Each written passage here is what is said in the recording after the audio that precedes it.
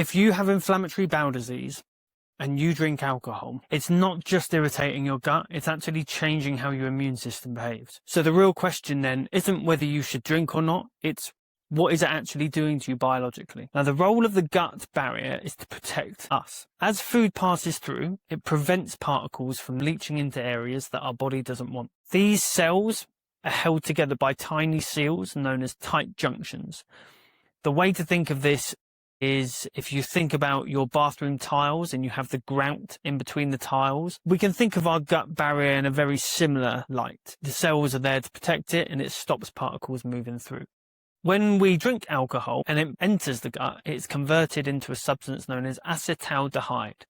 This substance is incredibly irritating and inflammatory for the gut. And the reason being is that it interferes with the proteins that keep that intestinal lining so tightly joined together. Now, in the context of IBD, we are already dealing with an immune-mediated inflammatory condition, which means our body is already in a heightened state of inflammation and an inflammatory state. Now, when we have this weakened barrier and particles are able to pass into the bloodstream, our body recognizes this and it creates the immune response. This, for people like me and others with IBD, can lead to a potential flare. If we shift our focus to the microbiome, alcohol has been shown to create shifts in the microbiome towards endotoxin-producing bacteria and a reduction of the healthy butyrate-producing bacteria that help to keep us in a fairly healthy state and help to reduce inflammation. Our sleep is also affected by drinking alcohol.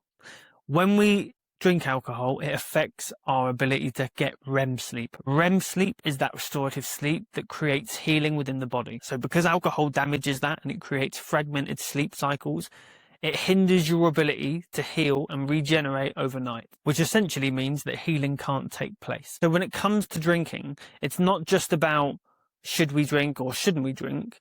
It's about understanding the biological processes that are occurring when we are drinking so that we can make an informed decision about whether we want to or not. In the next video, we will address that exact question.